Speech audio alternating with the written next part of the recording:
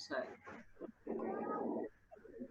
এটা হচ্ছে ইনজেক্টেবল, হ্যাঁ, এটা ভেইনের মধ্যে দেওয়া হয়। ইন্টারভেনাস যে আমরা বিভিন্ন অ্যান্টিবায়োটিক দিই না আইভি, সেরকম হচ্ছে এটাকে দেওয়া হয়। তো সেটা কিন্তু আগেই যখন ইবোলা ভাইরাস ক্রাইসিস ছিল 2014 এর কথা যদি আমরা চিন্তা করি, সে সময় বাংলাদেশে এই ড্রাগসটা ছিল। সেটা সাধারণত ইবোলা যেটা মহামারী হয়েছিল সেটার এগেইনস্টে কাজ করতো। কিন্তু এখন যেটা হয়েছে যে এই একটা ড্রাগই ইউএসএ এফডিএ অ্যাপ্রুভ করেছে, যারা হচ্ছে ইউজ করতে পারবে তোমরা কালকে থেকে। তো বাংলাদেশে অলরেডি এই ড্রাগসটা আছে।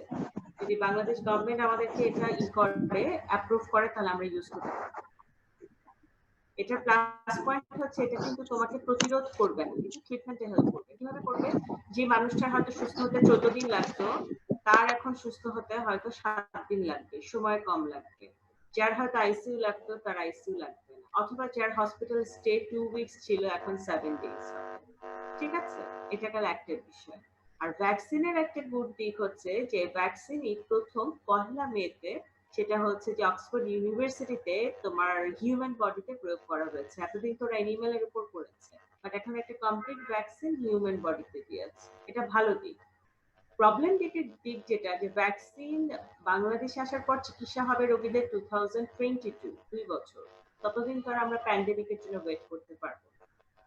তো আলটিমেটলি যেটা দাঁড়াচ্ছে সেটা হচ্ছে যে আমরা যেটা করছি যে prevention is better then cure, সেই পথে আমরা হাঁটছি। হ্যাঁ, তো পার্টিসিপেন্ট যেহেতু 50, আমরা তাহলে ক্লাস শুরু করি। তোমাদের একটা প্ল্যান ছিল যে উই স্টার্ট দ্য পার্টোগ্রাফ, বাট পার্টোগ্রাফ পড়াতে গেলে আমাকে দেখাতে হবে যে পার্টোগ্রাফের বিভিন্ন কম্পোনেন্ট গুলো, তোমাদের সবার কাছে পার্টোগ্রাফের পেজ থাকতে হবে, কিন্তু এই মুহূর্তে যেহেতু নাই, অতএব সেহেতু আমরা পরে আমাকে যেটা বললো যে আমরা তাহলে অ্যান্টিপার্টাম হেমোরেজ এন্ড পোস্টপার্টাম হেমোরেজ এটা আজকে পড়লাম। তো সেই ক্ষেত্রে যেটা হয় সেটা হচ্ছে যে অ্যান্টিপার্টাম হেমোরেজ বা পোস্টপার্টাম হেমোরেজ আমাদের জন্য কেন ইম্পর্টেন্ট? এই কারণে ইম্পর্টেন্ট যে এখান থেকে আমাদের রিটার্নের কোয়েশ্চেন আসবে, প্রথম কথা। দ্বিতীয়, অস্পিতে সিনারিও প্রতি বছরই আসে একটা, হয় অ্যান্টিপার্টাম হেমোরেজ আসে অথবা পোস্টপার্টাম হেমোরেজ। আর পরীক্ষার সময় আমাদের কেস থাকে একটা অ্যান্টিপার্টাম হেমোরেজ। অ্যান্টিপার্টাম হেমোরেজের কেসের মধ্যে সাধারণত প্লাসেন্টা প্রিভিয়ার যে কেসটা সেটাই সাধারণত পরীক্ষায় দেওয়া হয়। তো আমরা আসলে প্রথমে প্রিলিমিনারি পড়ার চেষ্টা করি, পরে যদি সুযোগ থাকে তাহলে ক্লিনিক্যাল ওরিয়েন্টেডটা পড়বো। তো আমরা আসলে প্রথমে তাহলে শুরু করছি অ্যান্টিপার্টাম হেমোরেজ অর এপিএইচ। এপিএইচ এর যে ব্যাপারটা আছে সেটা হচ্ছে যে সাধারণত এখান থেকে আমাদের কি কি লাগে। আমাদের লাগবে হচ্ছে definition of the APH, number 1। এরপরে আমাদের লাগবে হচ্ছে classification or types or cause. 3 ভাবে আমরা ভাগ করতে পারি। ক্লাসিফিকেশন বলতে পারো, টাইপ বলতে পারো, কজ বলতে পারো, অ্যান্সার একই হবে। এরপরে যেটা আসলো যে সেটা যখন আমরা বলে ফেললাম তখন আমাদেরকে ভাগ করতে হবে যে অ্যাব্রাপশিও প্লাসেন্টা। অ্যাব্রাপশিও প্লাসেন্টা যদি হয় বা প্লাসেন্টা প্রিভিয়া যেটাই হোক না কেন সেটার একটা সিমটমস থাকবে। এরপরে থাকবে sign, investigation, if we not properly manage then complication,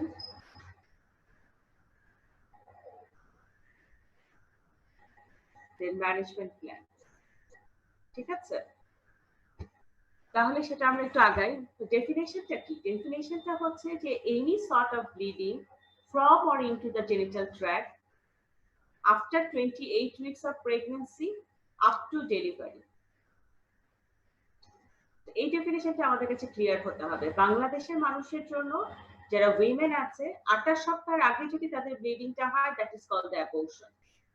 any sort of abortion হতে পারে, বাট আফটার 28 উইকস থেকে যদি কোনো ব্লিডিং হয় তাহলে সেটাকে আমরা ধরে নিব অ্যান্টিপার্টাম হেমোরেজ অর এপিএইচ। ঠিক আছে, তোমরা একটু মাঝে মাঝে রেসপন্স দিও প্রাইভেট চ্যাটে, তাহলে আমরা দেখতে পারবো যে তোমাদের কোনো কোয়েরি বা কোনো কিছু তোমাদের জানার আছে কিনা। ম্যাম একটু ম্যাম একটু জোরে শোনা, ম্যাম একটু মানে অনেক আস্তে শোনা যাচ্ছে ম্যাম ভয়েস। আচ্ছা, এখন একই? ম্যাম একই। তাহলে কি করা যেতে পারে? জোরে পড়লে বলুন। এখানে দাঁড়া দেখি, সাউন্ড ঠিক আছে। আর ম্যাম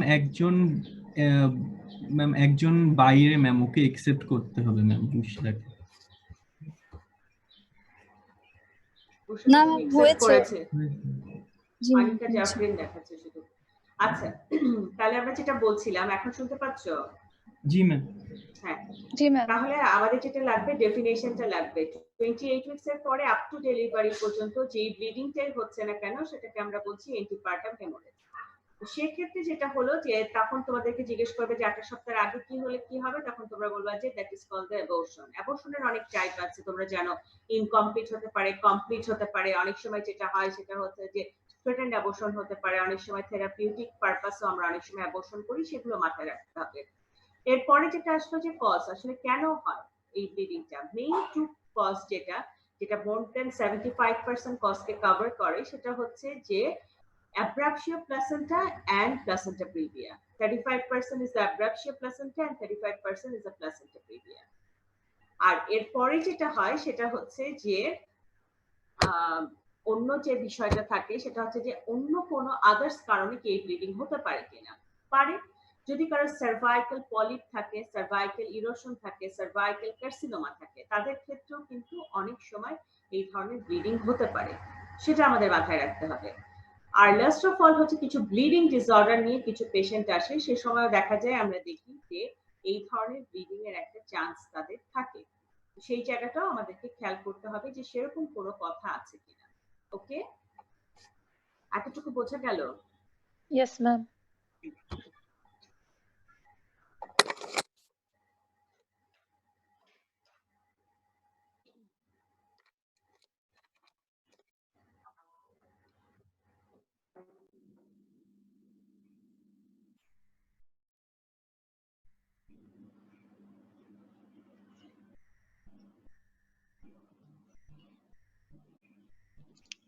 হ্যাঁ এখন শুনতে পাচ্ছ নাফি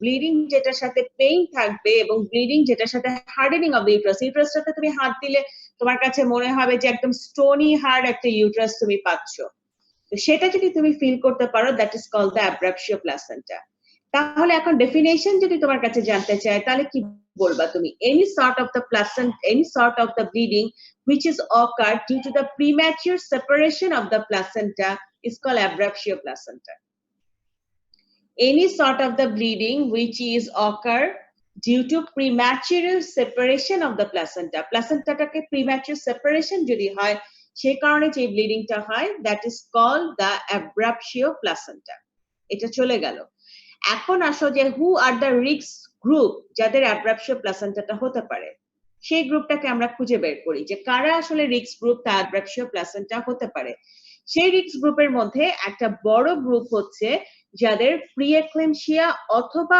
প্রেগন্যান্সি ইনডিউস হাইপারটেনশনের হিস্ট্রি আছে আমি আবারও বলছি প্রিএক্লেমশিয়া আর প্রেগন্যান্সি ইনডিউস হাইপারটেনশন অর এক্লেমশিয়া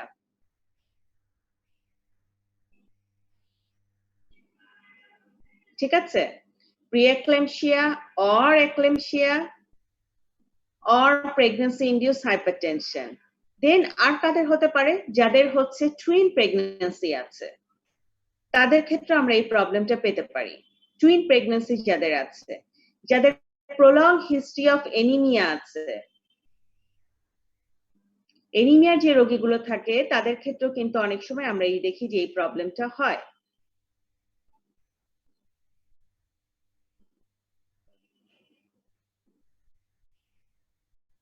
আচ্ছা, আরেকটা যেটা যে আমরা আগে যে কজটা বলেছিলাম যে অ্যাব্রাপশিও প্লাসেন্টা, প্লাসেন্টা প্রিভিয়া, আরেকটা জিনিস একটু লিখে রাখো, ওটা অনেক সময় তোমাদের এমসিকিউ তে আসে কজ হিসেবে, সেটা হচ্ছে ভাসা প্রিভিয়া।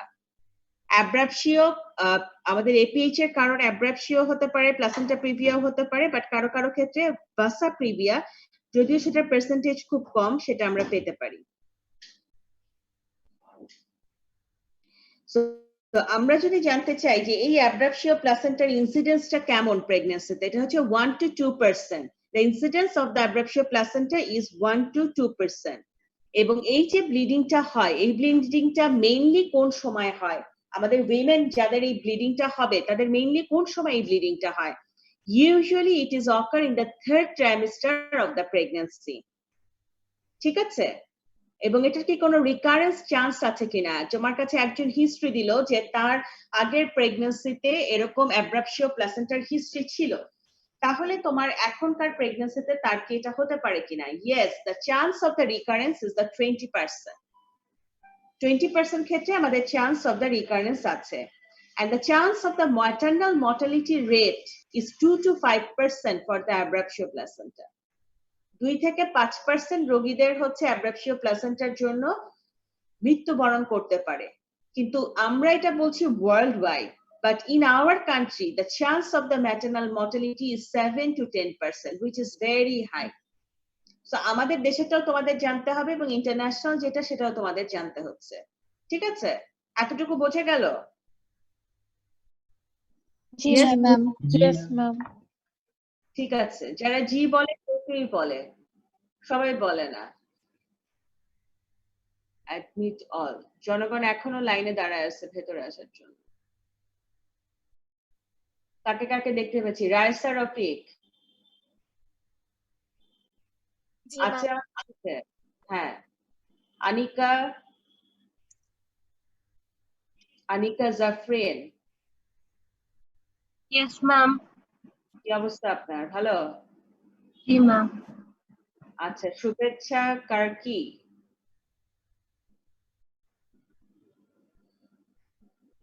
জি ম্যাম। কি অবস্থা? পড়াশোনা হচ্ছে বাসায় না ঘুম? খবর বলো। শুভেচ্ছা। জি ম্যাম, অল্প অল্প। অল্প অল্প? তাহলে অন্য সময় কি করেন? মোটামুটি। মোটামুটি? মোটা আবার মুটি মানে? তাসমিয়া তাবাসসুম, জি ম্যাম। কি করছেন? ম্যাম লিখছে। আর অন্য সময় কি করো? কোথায় লেখো? ম্যাম ক্লাস করে। আর আর ম্যাম একটু একটু পড়াশোনা করে। সবাই একটু পড়ো কেন? বাসায় তো এখন পড়ার সময়। প্রফ তো প্রফের টাইমে হবে, কিন্তু প্রফ পিছাবে না। সাদিয়া আরাফিন, জি ম্যাম, আসসালামু আলাইকুম। আসাম, ঢাকায় না ঢাকার বাইরে? ম্যাম ঢাকার বাইরে, ম্যাম আচ্ছা ঝিনাইদহ। আচ্ছা। মায়েশা মাহবুব, জি ম্যাম। কি করেন? ম্যাম পড়ি ম্যাম, অল্প হয় পড়া ম্যাম, আচ্ছা, পড়ি। সবার পড়া অল্প কেন হচ্ছে? সমস্যা কি হচ্ছে? বাসায় পড়তে ইচ্ছা করে না, নাকি ডিপ্রেস যে বেঁচে থাকবো কিনা সেটা নিয়ে তো চিন্তিত নাকি? না ম্যাম, ম্যাম রোজার সময় ম্যাম একটু আলসেমি লাগে ম্যাম একটু পড়তে। আলসেমি লাগে? কেমন আলসেমি লাগে? রোজার সময় পড়ার মানে আসল টাইম কোনটা? আমার তো মনে হয় সকাল বেলায় হচ্ছে ভালো পড়ার জন্য, কারণ যত দুপুর হবে তত প্রবলেম হয়, তাই না? জি যেমন ম্যাম। এখন ক্লাস করতে বোরিং লাগতেছে। না আচ্ছা, ম্যাম, ক্লাস করতে ম্যাম boring লাগে। ক্লাস করতে ভালো লাগে? জি ম্যাম। আচ্ছা, কতদিন তো তোমরা ম্যাডামের ক্লাসে জেনে দেরি করছো নাকি আসো নাই? ম্যাডাম খুব মাইন্ড করছে দেখলাম। ম্যাম ওই যে আমাদের ঢুকতে ম্যাম একটু দেরি হচ্ছিল তো ম্যাম, মানে তখন তো ম্যাম একসাথে তো ম্যাম সবারটা মানে সবাই এন্ট্রি করে নাই, তো ম্যাম সবাইকে তো দেখাচ্ছিল না, তখন ম্যাম একটু রাগ করেছেন। আচ্ছা, তাহলে আমরা যেটা বলছিলাম যে কি কি কারণে আসলে অ্যাব্রাপশিয়া হতে পারে, আমরা বলছিলাম প্রি এক্লেমশিয়া একটা ইম্পর্টেন্ট কজ, এছাড়া পিআই এর যদি কোনো পেশেন্টের হয়, তারপরে এক্লেমশিয়া যদি কারো হয়, কারো যদি টুইন প্রেগন্যান্সি থাকে, কারো যদি এনিমিয়া থাকে, স্পেশালি ফলিক অ্যাসিড ডেফিসিয়েন্সি, এই কথাটা বাড়িতে জিজ্ঞেস করে। ফলিক অ্যাসিড ডেফিসিয়েন্সি যদি কারো হয়, সে কারণে হতে পারে। Those who are the smoker, আমাদের দেশে হয়তো স্মোকিং কেউ করে না, কিন্তু বিদেশে যারা স্মোকার তাদের ক্ষেত্রে এটা হতে পারে। এছাড়া যাদের ম্যাল নিউট্রিশন আছে, শুকনা পাতলা মানুষ যারা, তাদের ক্ষেত্রেও এটা হওয়ার চান্স আছে। ঠিক আছে?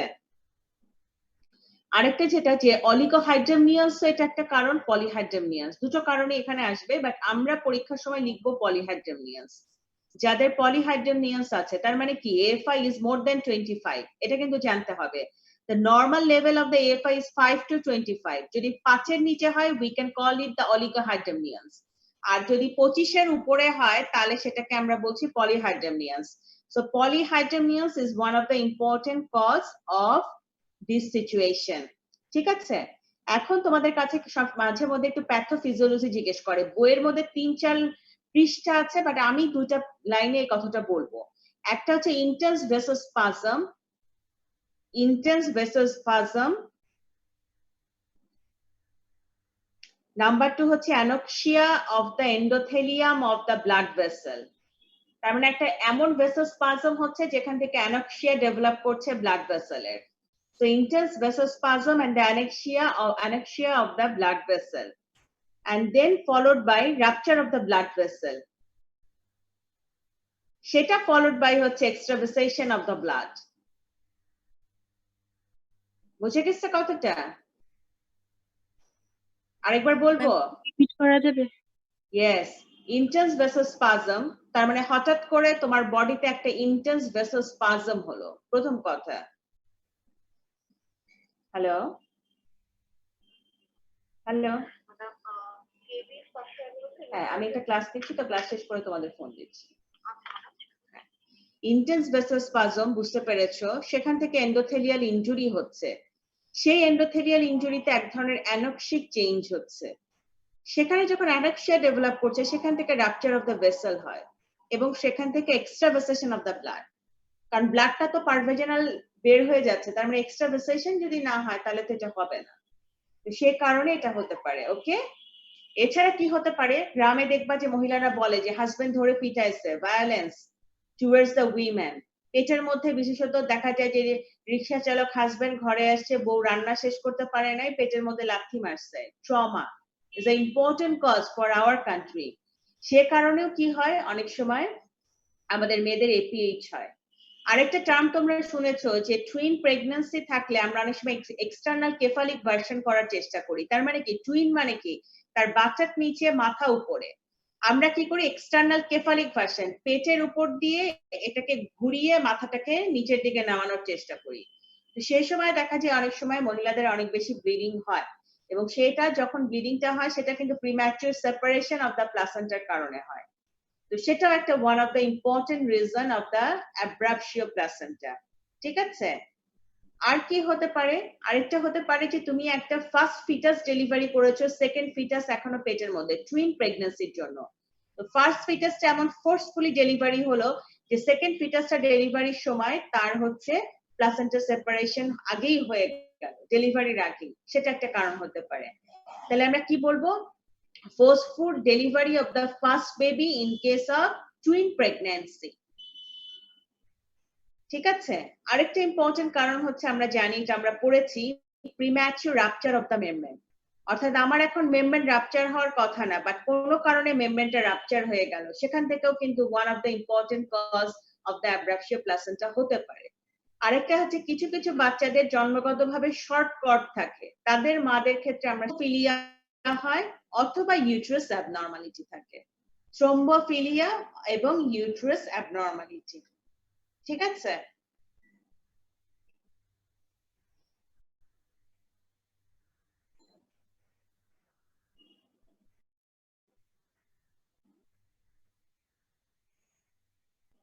এখন আসো classification of the abruptio placenta, আমরা কিভাবে ক্লাসিফাইড করতে পারি এটাকে। ঠিক আছে? একটা হতে পারে পার্শিয়াল অথবা কমপ্লিট, অর্থাৎ এক্সটেন্ট অফ দ্য সেপারেশনের উপর, কতটুকু প্লাসেন্টা সেপারেশন হলো তার উপর ডিপেন্ড করে আমরা দুই ভাগে ভাগ করতে পারি। একটাকে বলি আমরা কমপ্লিট সেপারেশন হয়ে গেছে, আরেকটাকে বলছি আমরা পার্শিয়াল সেপারেশন হচ্ছে। আরেকটা আসতে পারে সেটা হচ্ছে যে লোকেশনের উপর ডিপেন্ড করে। কোনোটায় কমপ্লিট সেপারেশন যখন হয় তখন সেখানে আমরা বলি সেন্ট্রাল সেপারেশন, আর কোনো সময় মার্জিন থেকে সেপারেশনটা শুরু হয়, that is called the marginal separation. তার মানে সেপারেশনের উপর ডিপেন্ড করে প্রথমে আমরা একটা পেলাম কমপ্লিট, একটা পেলাম পার্শিয়াল। আর এটা হচ্ছে কোন জায়গা থেকে সেপারেশনটা শুরু হচ্ছে। কোনো সময় মার্জিন থেকে শুরু হয়, সেটাকে বলি আমরা মার্জিনাল সেপারেশন। কোনো সময় পুরো placenta as a whole separate হয়ে যায়, সেটাকে আমরা বলি হচ্ছে সেন্ট্রাল সেপারেশন। তাহলে এই দুটো তোমরা বুঝে গেলা। দেন আরেকটা খুব ইম্পর্টেন্ট জিনিস যে পেশেন্টের ক্লিনিক্যাল প্রেজেন্টেশনের উপর ডিপেন্ড করে এটাকে দুটা ভাগে ভাগ করা যায়। একটা হচ্ছে কনসিলড, অর্থাৎ তার ভেতরে ব্লিডিং হয়ে একাকার হয়ে যাচ্ছে কিন্তু পেশেন্ট পারভেজনালি খুব একটা ব্লিডিং শো করছে না, দিস ইজ কল্ড কনসিলড। আরেকটা গ্রুপ আছে যাদের হচ্ছে রিভিলড ব্লিডিং হয়, অর্থাৎ বাইরে তুমি পিভি ব্লিডিং দিয়ে এটাকে তোমার সামনে প্রেজেন্ট করছে, that is called revealed. And this is very important for the management of the patient. কারণ যে কনসিল ব্লিডিং এর পেশেন্ট আছে সে তো বাইরে ব্লিডিং শো করছে না, তার মানে physicians I is very important in here. কারণ আমি আমার ক্লিনিক্যাল আই দিয়ে জাজ করবো যে হ্যাঁ এই পেশেন্টের ভেতরে আমার মনে হচ্ছে যে এই মুহূর্তে ব্লিডিং হচ্ছে, ঠিক আছে? তো সেই জায়গাটা আসলে আমাদেরকে বুঝতে হবে।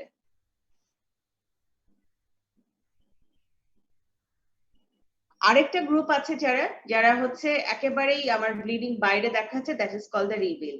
আর ক্লিনিক্যাল সিভিয়ারিটির উপর ডিপেন্ড করে আমরা ভাগ করতে পারি mild, moderate and severe.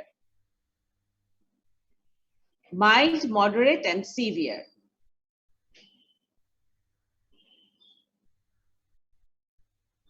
Mild, moderate and severe সেভাবে করে আমরা আসলে ভাগ করতে পারবো যদি আমরা ক্লিনিক্যালি এটাকে ডিফারেন্সিয়েট করতে চাই। তাহলে আমি আবার একটু রিপিট করি তোমাদের জন্য, যে জিনিসটা খুব ইম্পর্টেন্ট সেটা হচ্ছে রিভিলড হচ্ছে ব্লিডিংটা নাকি ব্লিডিংটা কোনো কারণে কনসিলড হচ্ছে, এটা একটা ইম্পর্টেন্ট। আর ব্লিডিং এর অ্যামাউন্টের উপর মাইল্ড, মডারেট, সিভিয়ার হচ্ছে কিনা ব্লিডিংটা, সেই জিনিসটা এখানে খুব ইম্পর্টেন্ট, ঠিক আছে? তারপরে এখন আমরা যদি আসি যে এই পেশেন্ট গুলো এখন আমাদের কাছে কি কি সিমটম নিয়ে আসবে। সিমটমের ক্ষেত্রে প্রথমে যে সিমটমটা থাকে সেটা হচ্ছে sudden severe abdominal pain. Sudden severe abdominal pain number 1। এখানে যদি তোমাকে একটা প্রশ্ন করে ব্লিডিং বেশি হয় না পেইন বেশি হয় এই ধরনের রোগীদের, the answer will be bleeding কম হবে, পেইন বেশি হবে। তার মানে sudden severe abdominal bleeding, sudden severe abdominal pain যদি কারো হয় সেটা ইম্পর্টেন্ট। পারভাইজেনাল ব্লিডিং হতে পারে পেশেন্টের, and the less fetal movement. এই ধরনের সমস্যা যখন হয় তখন তারা বাচ্চার নড়াচড়া কম পায়, যেটা নর্মালি তার পাওয়ার কথা ছিল। এটা হলো সিমটম। এখন আসো সাইন। সাইনের ক্ষেত্রে যেটা আছে সেটা হচ্ছে জেনারেল এক্সামিনেশন। জেনারেল এক্সামিনেশনে আমরা সাধারণত কি দেখি? পেশেন্টের লুকটা দেখি, পেশেন্টের কনসাসনেস লেভেলটা দেখি। এইখানে পেশেন্টের কি হবে? এক ধরনের ইল লুকিং থাকবে এবং পেশেন্ট অ্যাংশিয়াস থাকবে, নাম্বার 1। নাম্বার 2 যে জিনিসটা হয় এই ক্ষেত্রে সেটা হচ্ছে যে এই ধরনের রোগীদের ক্ষেত্রে আমরা ব্লাড প্রেশারটা রেজ পাবো। হিসেব আমাদেরকে কি বলে যে ব্লিডিং হওয়া মানে বিপি ফল করা, but that is the different scenario for abruptio placenta. এখানে বিপি বেশি পাবো এবং blood pressure elevation is one of the important criteria to diagnose যে পিভি ব্লিডিং হচ্ছে, তার সাথে বিপি বেশি, ইউট্রাসে হাত দিয়ে hardening of uterus, the diagnosis is confirm, that is the abruptio placenta, ঠিক আছে? এটার পাশে একটা সিনারিও তোমরা যদি এভাবে লিখে রাখো, a primary patient come to our hospital emergency at 34 weeks of pregnancy. Her blood pressure is 160 by 110 millimeter of mercury. Proteinuria present. Patient complains severe abdominal pain with slight PV bleeding with less fetal movement. So what is your diagnosis? কেউ একজন বলো, what is your diagnosis? Complete the diagnosis.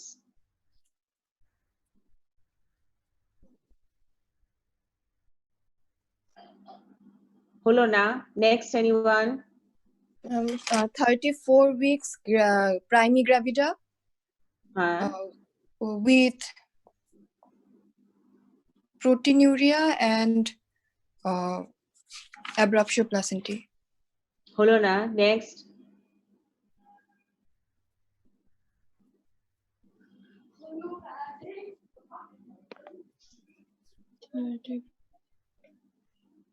বলো।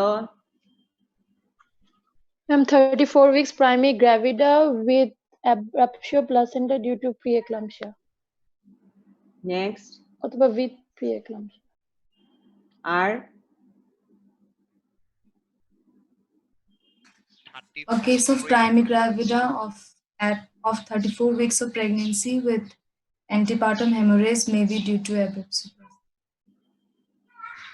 আর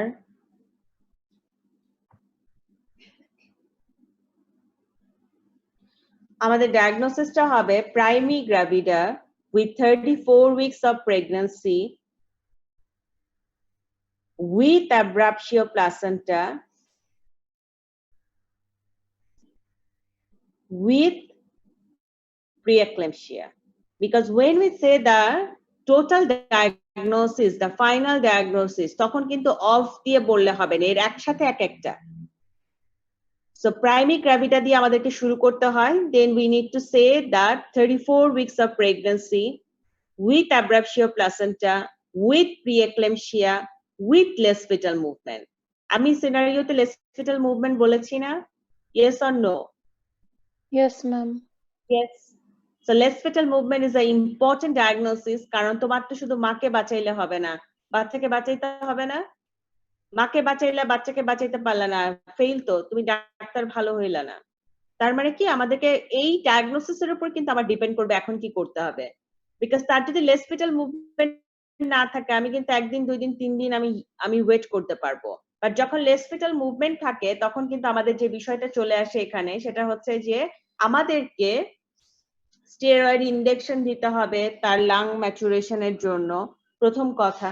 দ্বিতীয় যেটা করতে হবে যে আমার হয়তো ইমার্জেন্সি সিজারিয়ান সেকশন লাগতে পারে, সেটাকে ম্যানেজ করতে হবে।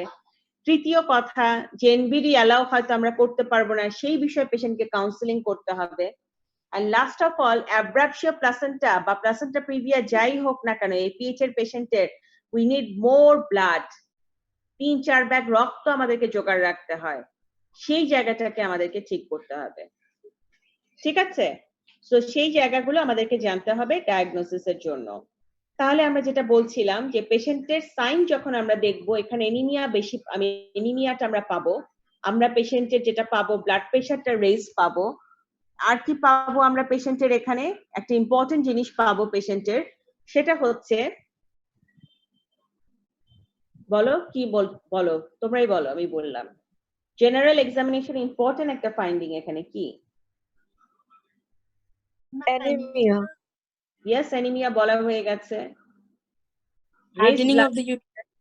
না, আমি জেনারেল এক্সামিনেশন বলছি, সিস্টেমিক এখনো যাই নাই। ইডিমা হইতে পারে। ইডিমা হতে পারে কারণ প্রিএক্লেমশিয়া আছে। হ্যাঁ, ইটস আ গুড থিংকিং। আর কি হইতে পারে? High blood pressure. এখানে যেটা হচ্ছে বিপি বেশি আমরা বলছি, কিন্তু পালসও এখানে বেশি। এই ফিচার অফ কথাটা করতে হবে, কারণ কি বিপি বেশি পালস যখন বেশি থাকে বিপি ফল করে, এটাই তো আমরা জানি। সেটা একমাত্র অ্যাব্রাপশিয়া প্লাসেন্টার কারণেই হতে পারে। ঠিক আছে? জি ম্যাম। আরেকটা হতে পারে এখানে পেশেন্টের ব্লিডিং ম্যানিফেস্টেশন পেতে পারে। সো ভেরি ইম্পর্টেন্ট, 3 স্টার দিয়ে লিখে রাখো ব্লিডিং ম্যানিফেস্টেশন। ব্লিডিং ম্যানিফেস্টেশনটা আমরা কেন বলছি? এই কারণেই বলছি abruptia placenta, one of the important and number one complication is the bleeding manifestation or coagulation failure or DIC. সেই ক্ষেত্রে পেশেন্ট যদি DIC ডেভেলপ করে তাহলে কি পাবা? স্কিনে পারপিউরা পাবা। সেই জিনিসটা তোমাদেরকে খেয়াল করতে হবে। বুঝে গেছে কথাটা? সো স্কিনে আমাদেরকে দেখতে হবে কোনো ব্লিডিং স্পট আছে কিনা। ওকে, Yes, ma'am. আচ্ছা, এখন যদি আমরা চিন্তা করি যে আমরা পার অ্যাবডোমিনাল এক্সামিনেশন আর অবস্টেটিক্যাল এক্সামিনেশন করতে চাই, তাহলে আমরা কি পাবো সেটা আমাদেরকে দেখতে হবে। আমরা যদি পার অ্যাবডোমিনাল এক্সামিনেশন করি, on inspection abdomen is normal in size in shape, মানে যেটা তোমার নরমালি যেভাবে থাকার কথা সেভাবে তোমার দেখে মনে হবে। তার মানে এখানে যখন আমরা অবস্টেটিক্যাল ভাষায় বলবো তখন আমরা বলবো যে the abdomen is uniformly enlarge. The abdomen is uniformly enlarged. Lopamudra কি বলতে চাও? 94.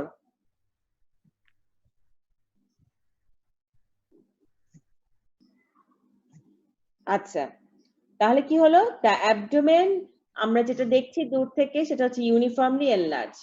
এতটুকুই জানি, umbilicus centrally placed and everted, and there is a presence of a linea nigra and the stria gravidarum.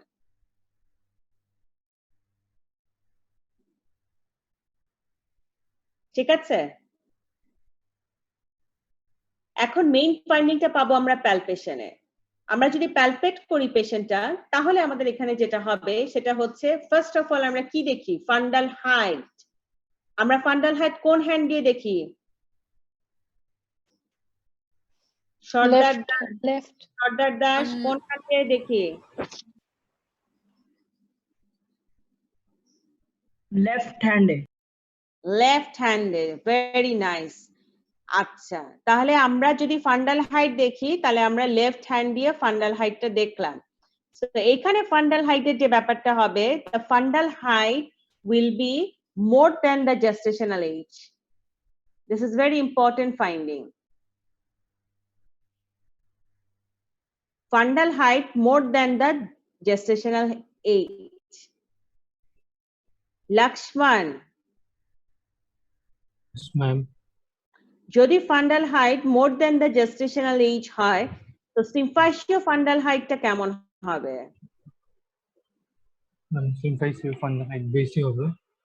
হ্যাঁ, so please explain it in medical term.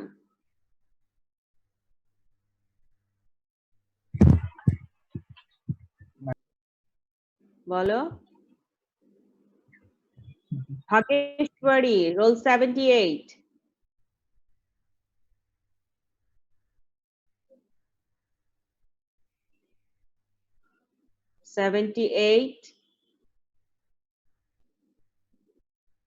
কেউ কেউ মনে হয় শুধু পার্সেন্টেজ দিচ্ছে কিন্তু ক্লাস করছে না। সবাই ভিডিওটা ওপেন করো তো, একটু দেখি তোমাদের। Please on the video.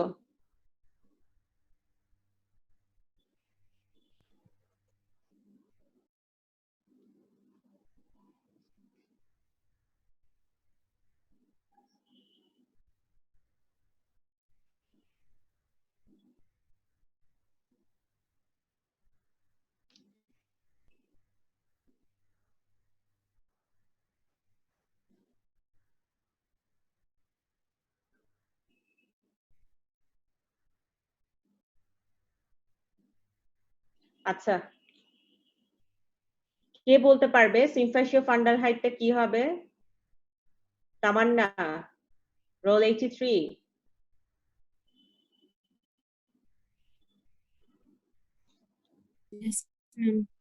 কি হতে পারে symphysio fundal height? Fundal height is more than the gestational age. So symphyseal fundal height? যত weeks একই কথা হবে। The symphyseal fundal height also more than the gestational age. এই কথাটাই শুনতে যাচ্ছিলাম তোমাদের মুখে থেকে। Just simple কথা। ঠিক আছে?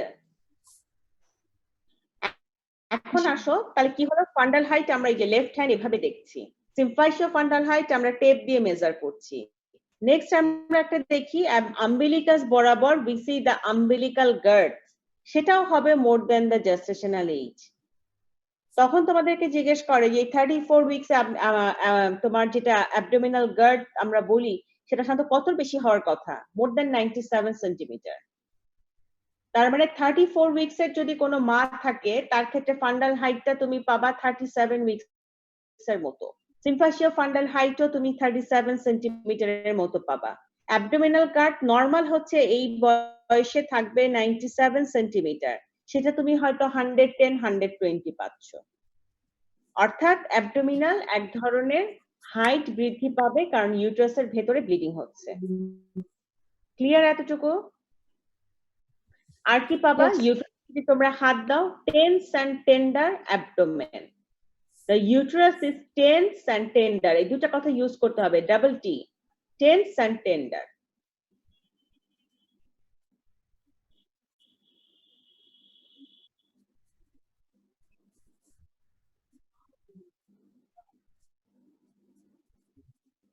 ঠিক আছে? So tense and tender হবে তোমার এই যে অ্যাবডোমেনে হাত দিচ্ছ সেটা। And fetal part is not easily revealed. Fetal part normally একটা প্রেগন্যান্ট উইমেনের আমরা যত ইজিলি ধরতে পারি, আমরা সেটা পারবো না। So fetal part is not easily revealed.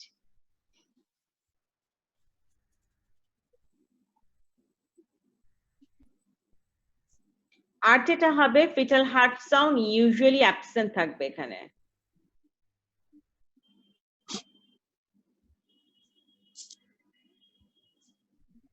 আর একটা বিষয় আমরা বলেছিলাম, আমরা এনিমিয়ার কথাটা বলেছিলাম, anaemia is not proportionate with the reveal bleeding.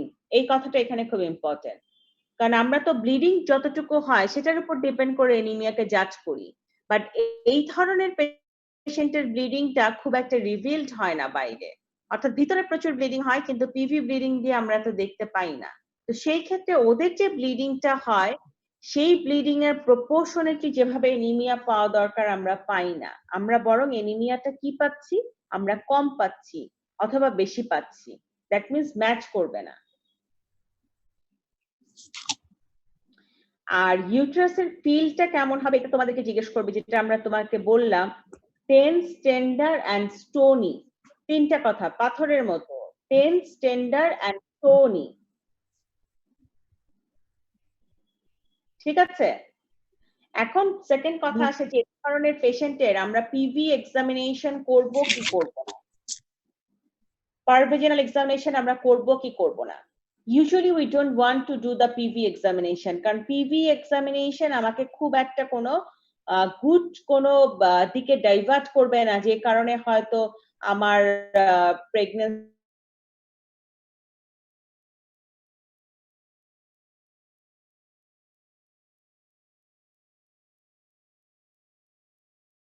দেন আর কোন সিস্টেমকে আমরা এখানে দেখতে চাই কিনা, is it important in here or not. আমরা চাই দুটো সিস্টেম এখানে ইম্পর্টেন্ট আর দেখা, যেটা হচ্ছে রেসপিরেটরি সিস্টেম এন্ড কার্ডিওভাস্কুলার।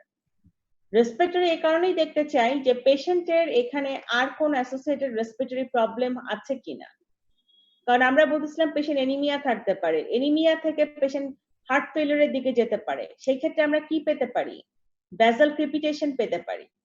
তো আমরা রেসপিরেটরি সিস্টেমটা একটু দেখবো এন্ড কার্ডিওভাস্কুলার সিস্টেমটা এখানে দেখবো, এবং কার্ডিওভাস্কুলার এই কারণেই দেখবো যে প্রি এক্লেমশিয়ার পেশেন্টের কার্ডিয়াক অ্যারেস্ট হতে পারে, কার্ডিয়াক ফেলিউর হতে পারে, সেই ক্ষেত্রে কিন্তু কার্ডিয়াক এক্সট্রা কোনো মারমার এই ধরনের প্রেজেন্টেশন রোগীদের থাকতে পারে।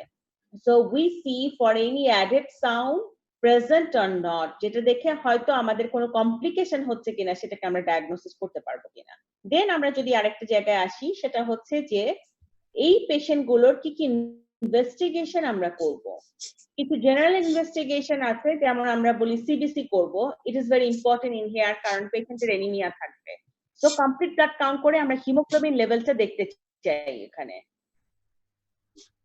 হিমোগ্লোবিন লেভেলটা দেখলে we can get the idea যে সেটা কি proportionate to the blood loss or not, কারণ মৌনিয়া সাফরিন অ্যাব্রাপশিও যদি হয় সেই ক্ষেত্রে তার যে এনিমিয়াটা সেটা কি proportionate to the blood loss হবে কি হবে না।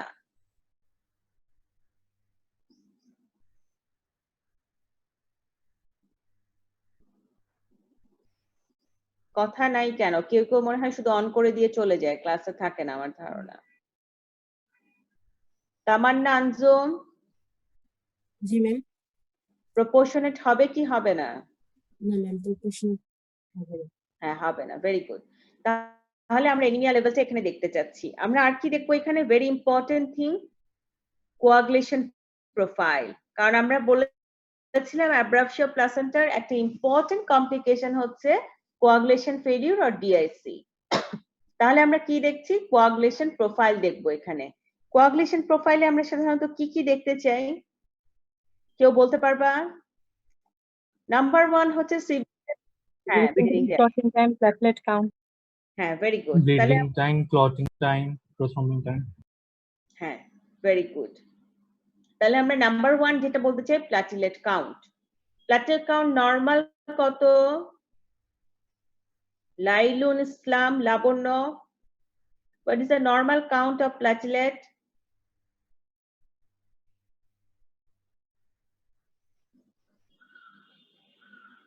Roll 89. Yes, ma'am. Assalamualaikum, ma'am. হ্যাঁ নরমাল লেভেল অফ প্ল্যাটেলেট কত? Ma'am, 1.5 lakh to 3 lakhs. আচ্ছা তাহলে সহজ ভাষায় যদি আমরা বলি 1.5 থেকে 3.5 আমরা মনে রাখার জন্য, তাহলে এখানে যেটা হবে কোয়াগুলেশন ডিসঅর্ডার যদি হয় প্ল্যাটেলেট কাউন্টটা কমবে। ঠিক আছে, নেক্সট আমরা যেটা আসতে চাই সেটা যেটা হয় BTCT, bleeding time, clotting time.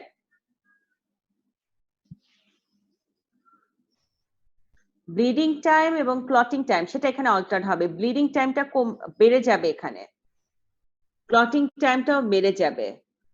ঠিক আছে, দেন আমরা যেটা আসি সেটা হচ্ছে ফিব্রিনোজেন লেভেল।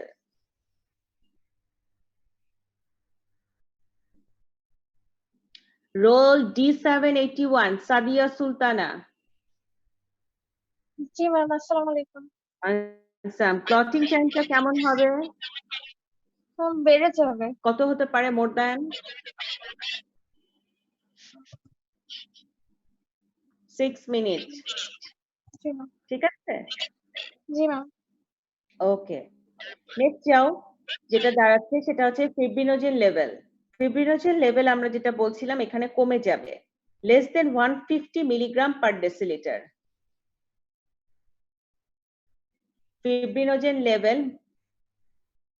তুমি দেখি গাইনির সামনে দাঁড়ায় আছো বাবা সাদিয়া। আচ্ছা fibrinogen level less than 150 milligram per decilitre. ঠিক আছে, আর কি হতে পারে? APTT, APTT activated partial thromboplastin time increase করবে। ডি ডাইমার ইনক্রিজ করবে। নরমাল লেভেল হচ্ছে 5 পর্যন্ত, তার উপরে বেড়ে যাবে। তাহলে আবার একটু রিক্যাপিচুলেট করি। কোয়াগুলেশন প্রোফাইল বলে number 1 is the platelet count, number 2 BTCT, APTT প্রথম বিন টাইম। এপিটিটি প্রথম বিন টাইম। প্রথম বিন টাইমটা একটু তোমাদেরকে বাই ইলাবোরেট ওয়েতে জিজ্ঞেস করে যে এটা আসলে এক্সপ্রেস করা হয় কিভাবে। এটা হচ্ছে পেশেন্টের প্রথম বিন টাইম এবং একটা কন্ট্রোলের প্রথম বিন টাইম থাকে। পেশেন্ট প্রথম বিন টাইম এন্ড দ্য কন্ট্রোল প্রথম বিন টাইম। ঠিক আছে, সেই দুটোর মধ্যে রেশিও করা হয়। যেমন ধরো আমার একটা পেশেন্ট এই মুহূর্তে ভর্তি হসপিটালে, তার প্রথম বিন টাইম আসছে 13.5 সেকেন্ড, কন্ট্রোল প্রথম বিন টাইম হচ্ছে 12। তখন যখন দুটোর মধ্যে রেশিও করা হয় সেই রেশিও দেখা গেল 91 or 92%. So when the prothrombin time ratio is less than 85, that is significant. কারণ আমরা চাই যে কন্ট্রোল এবং পেশেন্ট মোটামুটি কাছাকাছি থাকুক, কিন্তু যখন তাদের গ্যাপটা অনেক লম্বা হয় দ্যাট ইজ দ্য প্রবলেম। বুঝে গেছে এতটুকু?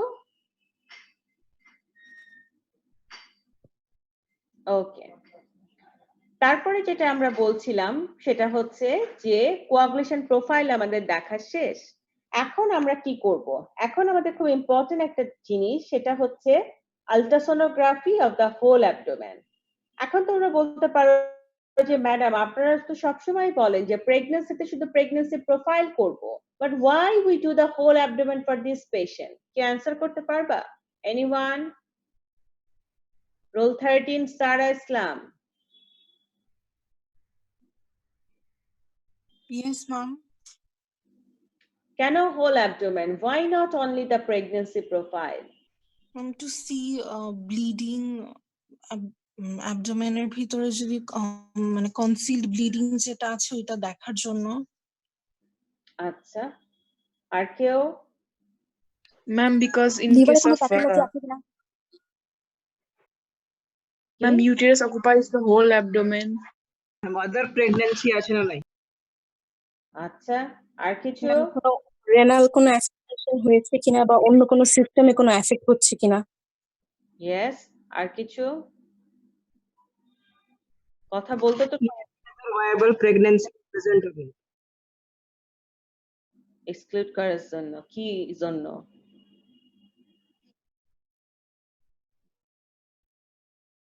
এখানে তার পারফোরেশন নিয়ে আমার চিন্তা নাই। আচ্ছা, আমরা তাহলে হোল অ্যাবডোমেনটা এই কারণেই করব। এখানে ultrasonography of the whole abdomen যেমন লাগবে, সাথে বায়োফিজিক্যাল প্রোফাইলটাও খুব ইম্পর্টেন্ট। কারণ কি, তোমার ডায়াগনোসিসে কিন্তু লেস ফিটাল মুভমেন্ট আছে, খেয়াল করেছো কিনা? Ultrasonography of the whole abdomen করলে কিন্তু পুরো জিনিসটা দেখা হয়ে যায়, বাট বায়োফিজিক্যাল প্রোফাইল আমরা আলাদা করে বলছি, কারণ আমরা লেস ফিটাল মুভমেন্ট বলতেছি, বাচ্চা ভালো আছে কিনা সেটা আমার জানতে হবে। তো হোল অ্যাবডোমেন কেন বললাম? কারণ আমাদের পেশেন্টটা প্রি এক্লেমশিয়ার পেশেন্ট। প্রি এক্লেমশিয়ার পেশেন্টের লিভার এবং কিডনিতে একটা চেঞ্জ হয়। লিভার একটা চেঞ্জ হয়, নাফি আমাকে বলবে, কারণ আমার বলছো প্রি এক্লেমশিয়া আমি পড়াইছি। যদি আমি পড়ায় থাকি তাহলে হচ্ছে সেটা হচ্ছে যে তার লিভারে কি চেঞ্জ থাকে যদি প্রি এক্লেমশিয়ার পেশেন্ট হয়। রোল 7 1 ঘন্টা পর ওয়েটিং আছে। হ্যাঁ বলো, কি চেঞ্জ হয়? বলো, পারবা তো? HELLP syndrome. কি বলিস সর্দার? টুইঙ্কেল কি বলতে চাও বলো? জি ম্যাম, এলিভেটেড লিভার এনজাইম। না, আমি বলেছি আলট্রাসাউন্ডে লিভারে তোমরা কি একটা ফাইন্ডিং পেতে পারো, এটা প্রি এক্লেমশিয়া পড়ানোর সময় আমরা পড়াইছি। Roll 23 HELLP syndrome. হেল্প তো আর তুমি চোখে দেখতে পারবা না, আলট্রাসাউন্ডে লিভারে কি প্রবলেম পাও, লিভার একটা ফাইন্ডিং পাবা আলট্রাসোনো করলে। হেল্প কি ফাইন্ডিং পাবা? হেল্প মানে কি? Haemolysis, elevated liver enzyme, low platelet count. আমি বলছি প্রি এক্লেমশিয়া রোগী যদি হয় বা অ্যাব্রাপশিয়া যদি থাকে, তার লিভারে একটা ফাইন্ডিং পাই যেটা আলট্রাসাউন্ড দিয়ে আমরা বুঝতে পারি, সেটা কি? ভেরি গুড, আমি এই অ্যান্সারটা চাচ্ছিলাম। কে বলছে? ভান্ডারি। রোল কত? 26। Very good. তাহলে এখানে কি হচ্ছে? Elevation of the Glisson's capsule. কারণ কি, তার নিচে হেমোরেজ হচ্ছে। দয়া করে লিখে রাখেন আপনারা সবাই, কারণ এটা প্রত্যেককে জিজ্ঞেস করবে পরীক্ষায়। Elevation of the Glisson's capsule. Glisson's ক্যাপসুলটা কি? কভারিং অফ দ্য লিভার কে বলি আমরা। কেন এলিভেশনটা হয় এখানে? এই কারণে এলিভেশন হয় কারণ ওটার নিচে হেমোরেজ হচ্ছে। ঠিক আছে, এলিভেশন এই কারণেই হয় কারণ ওটার নিচে হেমোরেজ হচ্ছে। সে কারণে আমরা বলছি যে গ্লিসন্স ক্যাপসুলটা এক ধরনের এক্সপানশন হয়। This is very pathognomonic for the abruptio placenta and for the preeclampsia. Clear to everyone? Sara Islam. Yes ma'am. আচ্ছা, নেক্সট আসো যেটা আমরা বলেছিলাম আরেকটা চাই, সেটা হচ্ছে রেনাল সিস্টেমে কি পাবো? রোল 87। জি ম্যাডাম, আসসালামু আলাইকুম। ওয়ালাইকুম সালাম। কি চেঞ্জ দেখতে পেতে পারো? Kidney madam oliguria. আচ্ছা, থাকতে পারে। আমি আলট্রাসাউন্ড চেঞ্জ জানতে চাইছি। রোল 102।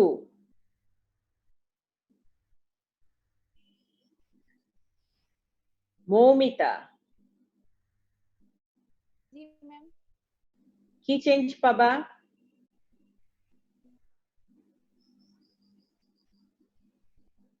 রোল 69। অনামিকা।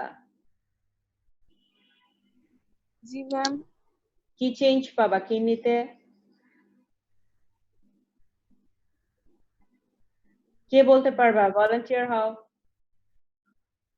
Tubular injury. glomerular pore diameter increase করবে, tubular necrosis হতে পারে, leaky channel, capillary leaky channel. Yes, the answer should be specific. The acute tubular necrosis. The answer should be acute tubular necrosis or cortical necrosis or hemorrhage. Is better to আটার haemorrhage, কথাটা বলা, ঠিক আছে? Cortical haemorrhage হতে পারে, tubular necrosis হতে পারে, সেই দুটো জায়গায় আমাদেরকে খেয়াল করতে হবে। ওকে,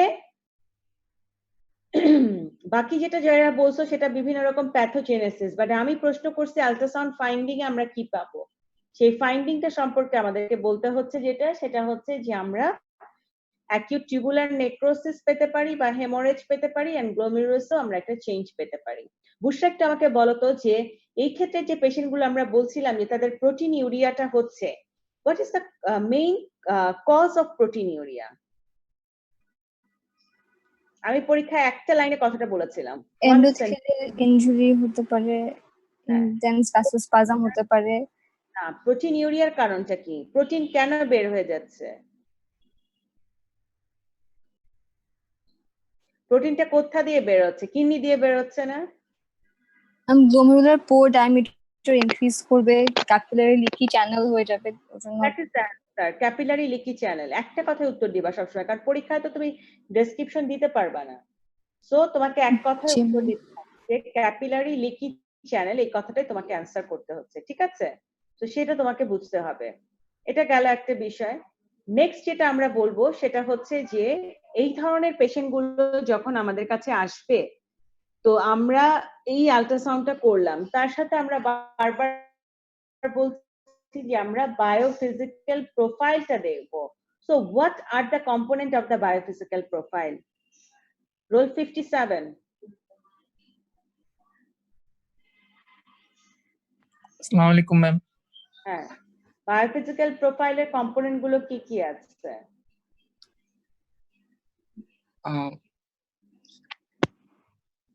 ম্যাম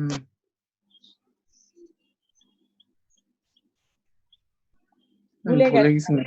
হ্যাঁ, 5টা কম্পোনেন্ট আছে। একটা হচ্ছে CTG or non stress test, CTG or non stress test,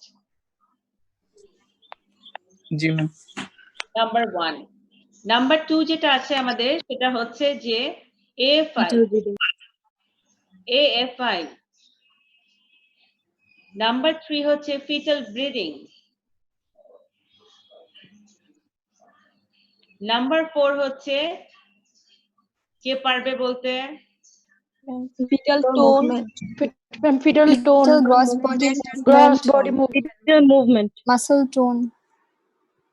আচ্ছা, fetal tone and gross body movement. তাহলে একবার একজন রিক্যাপিচুলেট করো, 5টা কম্পোনেন্ট বলো। Ma'am, CTG, amniotic fluid index, fetal breathing, fetal tone, and fetal gross body movement. হ্যাঁ, so each component content কত number? 2 করে ম্যাম। 2 করে, সো টোটাল কত? ম্যাম 10। আচ্ছা, সিটিজিতে কি কি ফাইন্ডিং পাই কে বলতে পারবে? In case সিটিজি ফাইন্ডিং দুই ধরনের আসতে পারে। একটা ফাইন্ডিং আসতে পারে সিটিজিতে, সেটা হচ্ছে রিঅ্যাসুরিং সিটিজি, তার মানে টু অ্যাক্সিলারেশন। আমরা একটা সিটিজিতে দেখি কি বেসলাইন ফিটাল হার্ট রেট, এখন যদি সব পড়াইতে হয় তাহলে তো অ্যাবডাপশন থেকে আমি সরে যাচ্ছি। নাম্বার 1 যেটা করতে হয় সেটা হচ্ছে বেসলাইন ফিটাল হার্ট রেট 110 থেকে 180, বেসলাইন ফিটাল হার্ট রেট 110 থেকে 180, নাম্বার 1। নাম্বার 2 কি করতে হয় আমাদেরকে? নাম্বার 2 যেটা দেখতে হয় সেটা কোনো অ্যাসিলারেশন আছে কিনা, নাম্বার 3 কোনো ডিসিলারেশন আছে কিনা, আর number 4 beat to beat variability আছে কিনা কোনো। সাধারণত 5 থেকে 25 beat to beat variability is normal.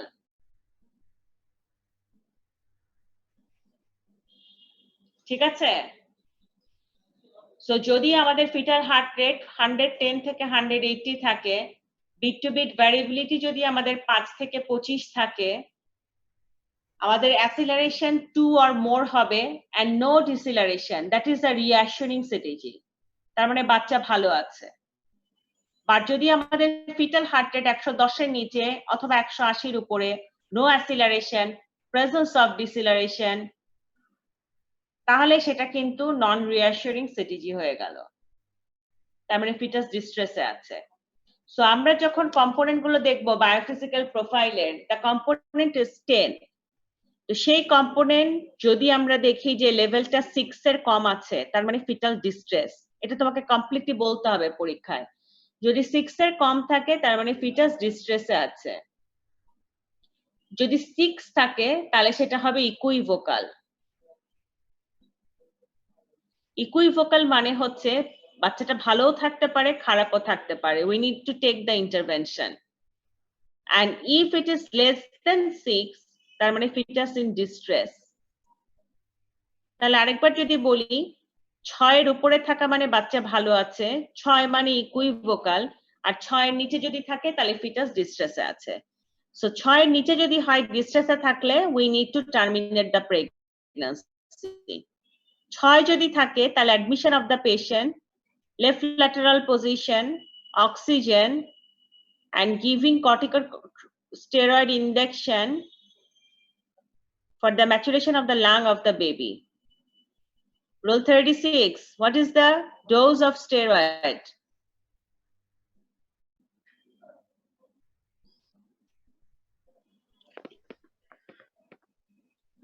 One. হ্যাঁ বলো। পড়া ধরলে মানুষজন ছেড়ে ছেড়ে চলে যায়। Ma'am, 1 ampoule 12 hours লি দিব 4টা dose. Very good. 1 ampoule 12 hourly 4 dose. ঠিক আছে, তাহলে জিনিসটা আমাদেরকে খেয়াল করতে হচ্ছে। নেক্সট আমরা যেটা আসবো সেটা হচ্ছে যে আমরা এইভাবে পেশেন্টটাকে ম্যানেজ করলাম, আর যদি 6 এর উপরে হয় তাহলে রিঅ্যাসুরিং, সেই ক্ষেত্রে আমরা ওয়েট করতে পারবো। এখন যেটা আসলো আমাদের সেটা হচ্ছে যে আর কি ফাইন্ডিং পেতে পারি, যেটা হচ্ছে আমাদের pathognomonic for the abruptio placenta. এক কথায় অ্যান্সার হবে, that is the we can get a retroplacental clot. Retroplacental clot পেতে পারো একটা। এই একটা জিনিসই যেটা অ্যাব্রাপশিও প্লাসেন্টার ডায়াগনোসিসকে কনফার্ম করে। প্লাসেন্টার পিছনে এক ধরনের ক্লট পাবা, that is called the retroplacental clot.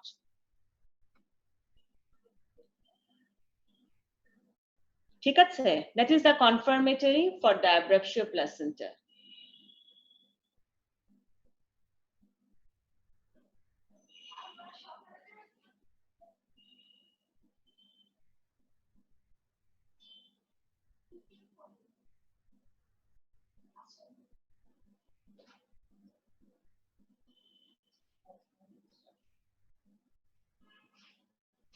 তাহলে হয়ে গেল আমাদের ডায়াগনোসিস। এখন আসো আমাদের কমপ্লিকেশন, যদি আমরা প্রপারলি ম্যানেজ না করি। ম্যাটারনাল কমপ্লিকেশন নাম্বার 1 যেটা হয় maternal distress, number 2 antepartum haemorrhage, number 3 anaemia, number 4 coagulation failure. তার মধ্যে স্পেশালি হচ্ছে DIC, disseminated ইন্টারভাস্কুলার coagulation.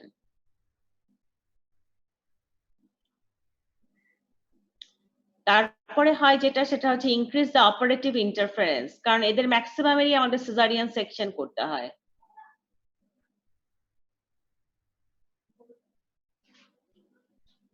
Increase the operative interference.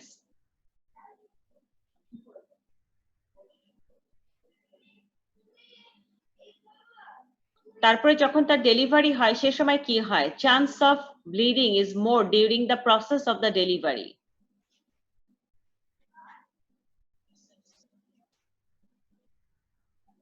Chance of puerperal sepsis is more for this patient.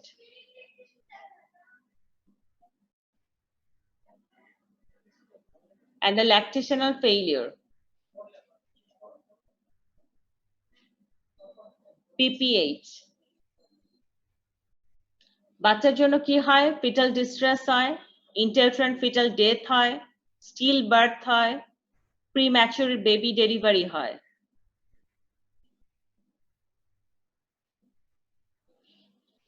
ঠিক আছে, এখন আসলে ম্যানেজমেন্টে কিছু জেনারেল ম্যানেজমেন্ট আছে। একটা হচ্ছে হসপিটাল, ম্যান্ডেটরি হসপিটাল ডেলিভারি করতে হবে। নাম্বার 2 হচ্ছে যেটা সেটা হচ্ছে যে আমাদেরকে ব্লাড রেডি রাখতে হবে হাতে। We need to arrange at least 2 or 3 unit of whole blood. Number 3, if DIC or coagulation failure occur, সেই ক্ষেত্রে যেটা হয় ফ্রেশ ফ্রোজেন প্লাজমা আমাদেরকে জোগাড় করতে হবে। Fresh frozen plasma.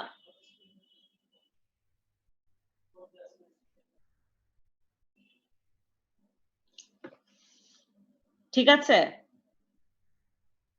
এরপরে পেশেন্টটাকে কি করতে হবে, আমাদেরকে ডেলিভারি করতে হবে যেখানে NICU support and the ICU support আছে। কারণ এই ধরনের দেখা যায় পেশেন্ট গুলো অনেক সময় খারাপ হয়ে যায়, ওদেরকে আইসিইউ সাপোর্টে দিতে হয়। বাচ্চা তো সাধারণত প্রিম্যাচুর ডেলিভারি হয়, তাদের এনআইসিইউ লাগে।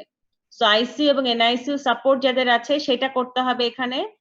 এন্ড অ্যানাদার থিং, যেখানে সিনিয়র অবস্টেটিশিয়ান আছে এমন হাসপাতালে বাচ্চাটা ডেলিভারি করাতে হবে। So the delivery should be in an institution where the ICU, NICU and the senior obstetric support is present. এক্ষেত্রে মোড অফ দ্য ডেলিভারি দুটো জিনিসে ডিপেন্ড করে। যদি আমরা দেখি যে তার পেলভিসটা অ্যাডিকুয়েট আছে and favourable for the normal vaginal delivery, সেই ক্ষেত্রে অনেক সময় যেটা আমরা করি artificial rupture of membrane ARM করে দেওয়া হয়। যদি অ্যাব্রাপশিও প্লাসেন্টা হয় অনেক সময় সেটা কি করে, সেটা অনেক সময় হেল্প করে পেশেন্টকে।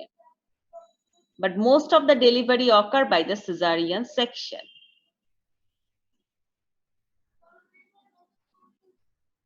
Most of the delivery occur due to the cesarean section.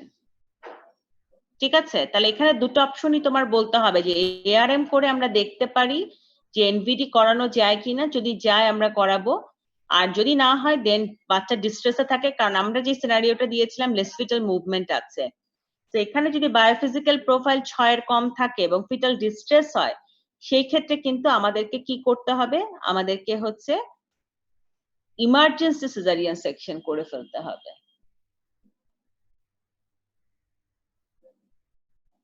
এতটুকুই থাকলো আজকে। আমরা নেক্সট দিন যদি সুযোগ পাই প্লাসেন্টা প্রিভিয়া পড়বো। Any question from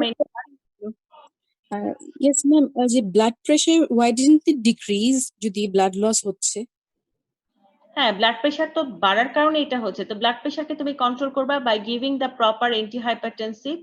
Usually the choice of the antihypertensive is the labetalol for this patient. Ma'am যদি বায়োফিজিক্যাল প্রোফাইল 6 থাকে মানে ইকুইভোকাল থাকে তখন কি ম্যানেজমেন্ট নিব?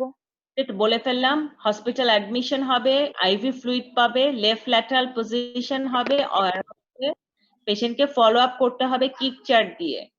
যদি তুমি দেখো যে পেশেন্ট বায়োফিজিক্যাল প্রোফাইল 6 আছে কিন্তু কিক চার্টে সারাদিনে 12 বার মুভমেন্টের কথা বলতে পারছে minimum, so you can wait.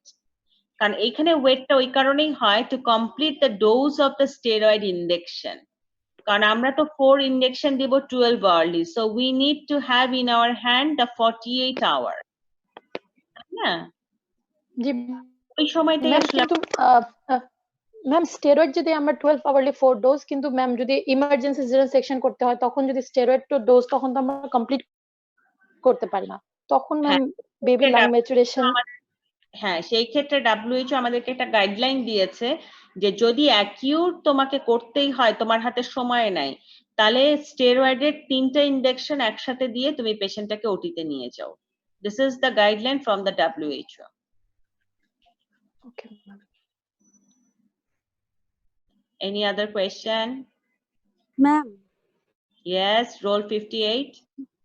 G ma'am, ma'am abruptio placenta যদি ম্যাম রিভিল টাইপ হয় তাহলেও কি আমাদের ভিজিবল ব্লাড লসটা প্রপোর্শনেট হবে না? রিভিল যদি হয় ইউজুয়ালি হবে, কিন্তু প্লাসেন্টা প্রিভিয়ায় আমরা যেভাবে একেবারে মানে প্রপোর্শনেট পাই এক্ষেত্রে একটু কম পাই। কনসিলডে একদমই পাবো না, আর রিভিল যদি হয় প্রপোর্শনেট হবে, তারপরেও প্লাসেন্টা প্রিভিয়া থেকে কম প্রপোর্শনেট। আমি যেদিন প্লাসেন্টা প্রিভিয়া পড়াবো। Thank you so much ma'am. জি thank you so much ma'am. জি আর কোনো প্রশ্ন? ম্যাম আমাদের এখানে ম্যাম ডিআইসি টা যে হচ্ছে ম্যাম এটা কিভাবে ম্যাম হয়? ডিআইসি এটা ম্যাম ডিআইসি কেন হচ্ছে এখানে, that is the very important thing. এখানে কি কারণে হয় তোমাদের কার কি মনে হচ্ছে, একটা আইডিয়া দাও তো।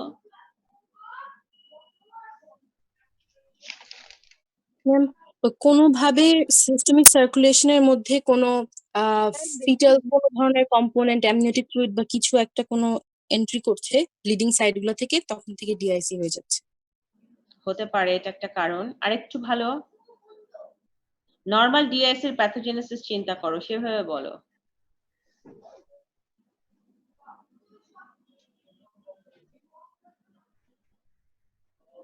আচ্ছা আমি সহজ ভাষায় বলে দিই, কারণ বইয়ে অনেক কিছু আছে, কিন্তু তোমাদেরকে 2-3টা লাইনে জানলেই হবে। নাফি, সেটা হচ্ছে ডিআইসি মেইনলি কেন হচ্ছে, এটার কারণ হচ্ছে liberation of the tissue thromboplastin.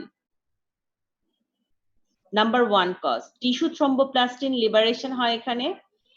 And number 2, intrauterine consumption of fibrinogen.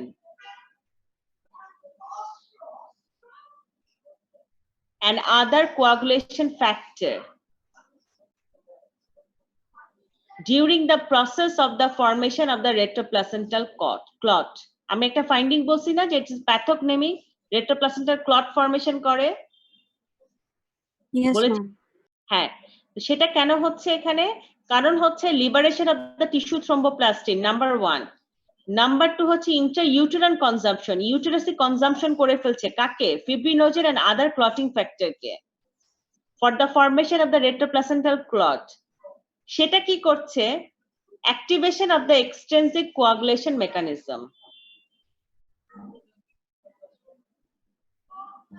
বুঝে গেল নাফি? যার ফলে ডিআইসি ডেভেলপ করছে। জি ম্যাম, থ্যাংক ইউ ম্যাম। আর কোন question?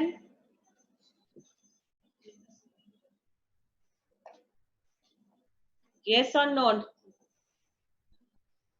No ma'am. No ma'am. আচ্ছা এখন তাহলে একটু গাইনিক স্ট্যাটাসটা বলো, যে আসলে আমাদের তো এই অবস্থায় আরো 1 মান্থ থাকতে হবে, আমরা আসলে কোথায় দাঁড়ায় আছি বা কি করলে আসলে আমাদের ইমপ্রুভ করা যায়? কারণ আমাদের তো পরীক্ষা পিছাবে না, তোমাদেরকে পড়তেও হবে। আমি যেটা সবসময় ইম্পর্টেন্স দেই সেটা হচ্ছে যে পরীক্ষার নাম্বারগুলো যদি চিন্তা করো, সেটা হচ্ছে রিটেনের নাম্বার আছে 100, 100, 200। সো রিটেনটা যদি এখন গোছানো হয়ে যায় তাহলে কিন্তু অনেক পড়া হয়ে যাবে। রিটেন তো নিজ দায়িত্বে মানুষকে পড়তে হয়, কেউ নোট করে, কেউ বড় ভাই বোনদের নোট পড়ে, কেউ নোট বই পড়ে। সো তুমি যদি রিটেনটাও পড়ে ফেলো এখন, তোমার কিন্তু অনেকটা পড়া আগায় যাবে, এবং সেই রিটেন থেকেই তুমি প্রবলেম বেসড এর যে অ্যান্সার গুলো আছে, ক্রিটিক্যাল মেকানিজমের যে অ্যান্সার গুলো আছে, অসপি, সেটাও তুমি অ্যান্সার করতে পারবা। সো তোমার অসপিও দেখা যাচ্ছে 50% পড়া হলো, কারণ এরপরে যখন আমাদের কাছে আসবে আমরা তো ক্লিনিক্যাল কেস রিলেটেড পড়াবো আর অসপি গুলো রিক্যাপিচুলেট করাবো, তখন তুমি রিটেন পড়ার টাইম পাবা না। So this is the best time আমি মনে করি গাইনি অপসের জন্য, যে রিটেনটা পড়ে ফেলাটা খুব ভালো। তোমরা চ্যাপ্টার ওয়াইজ রিটেন পড়তে পারো, কারো কোনো প্রবলেম হলে আমাকে মেসেঞ্জারে নক করে আমাকে জিজ্ঞেস করতে পারো, তাহলে আমি সেক্ষেত্রে তোমাদেরকে সমাধান দিতে পারবো। আর নাহলে নিজের একটা রুটিন করতে পারো, সেটা হচ্ছে যে একটা অপসকে যদি 4 ভাগে ভাগ করো আর গাইনিকে 4 ভাগে ভাগ করো, ভাগ করে ওই যে 4 ভাগের কোয়েশ্চেন গুলো মানে টপিক গুলো সেটা নিয়ে আমরা শুধু রিটেন আলাপ করলাম, এটা হতে পারে। সেক্ষেত্রে আমাদের একটু দ্রুত যেতে হবে। যেমন ধরো যে অপসকে যদি 4 ভাগ করো তাহলে অপসের জন্য 4টা ক্লাস লাগবে, তাহলে অপসের ফার্স্ট ভাগে তোমরা কোন কোন কম্পোনেন্ট রাখলা সেটা রিটেন তোমরা পড়ে ফেলবা। আমরা যেটা করব সেটাকে ধরে যে তুমি এই পড়েছো বাট এই জিনিসগুলো বাদ গেছে, অতএব এইগুলো তোমার আর একটু জানতে হবে পরীক্ষার জন্য। এটা একটা মেকানিজম হতে পারে তোমরা যদি চাও। আর যদি তোমরা মনে করো যে আমরা নিজ দায়িত্বে পড়ে ফেলবো, সেটাও সম্ভব। তাহলে পুরো অপস এন্ড গাইনিকে 4 ভাগে ভাগ করে group A, group B, group C, group D করো। গ্রুপ ডি করে গ্রুপ এ তে রাখবা সবচেয়ে ইম্পর্টেন্ট, তারপরে মাঝামাঝি ইম্পর্টেন্ট, তারপরে আরেকটু কম ইম্পর্টেন্ট, তারপরে লেস ইম্পর্টেন্ট। সেভাবে তোমরা করতে পারো, ঠিক আছে? তো তোমরা নিজের একটা প্ল্যান করো। আমার কাছে মনে হয় নিজেরা পড়ে আমাদের সাথে একটু আলাপ করাটা বেটার, কারণ এখন বাসায় একা একা গাইডলাইন পাওয়া যায় না। আবার পরীক্ষা কি লকডাউন ছিল না করোনা ছিল, সেজন্য তো পরীক্ষা যে হালকা নেওয়া হবে তা তো না, প্রফের স্টাইলেই হবে। সো আমি মনে করি যেটা গাইনি অপসের জন্য it is the best time to complete the revision in written. আর একটা গ্রুপ করতে পারো, যেটা আমি করতাম, যে আমি সবসময় পড়াকে গুছাইতাম তারপরে পড়তাম। সো রিটেন যদি তোমার গুছানো থাকে চ্যাপ্টার ওয়াইজ, তুমি কিন্তু পড়ে ফেলতে পারবা তাড়াতাড়ি, সময় লাগবে না। সো এখন গোছানোর টাইমটা যদি এখন ইউটিলাইজ না করো, পরে কিন্তু আর টাইম পাবা না, কারণ পরে খুবই একটা দৌড়ের উপরে থাকবে সবাই। So it is my request to everyone যে তোমরা রিটেনটা গুছায় ফেলো। ওকে? Yes, ma'am. Yes, ma'am. Okay, ma'am. Yes, ma'am. Yes, ma'am. Next দিন আমাকে একটু ফিডব্যাক দিবা কি অবস্থা, ঠিক আছে? Okay, ma'am. G ma'am. Okay, ma'am. Thanks to everyone, সবাই ভালো থাকো, সুস্থ থাকো এবং খুব সেফ থাকো বাসার মধ্যে। ওকে? জি ম্যাম, জি আপনিও ma'am. সাবধান থাকবেন। ঠিক জি আছে, ম্যাম, আসসালামু দোয়া আলাইকুম। করবেন। Thank you, ma'am. Assalamu alaikum, ma'am. আসসালামু আসসালামু আলাইকুম আলাইকুম ma'am. Ma'am. Assalamu alaikum, ma'am.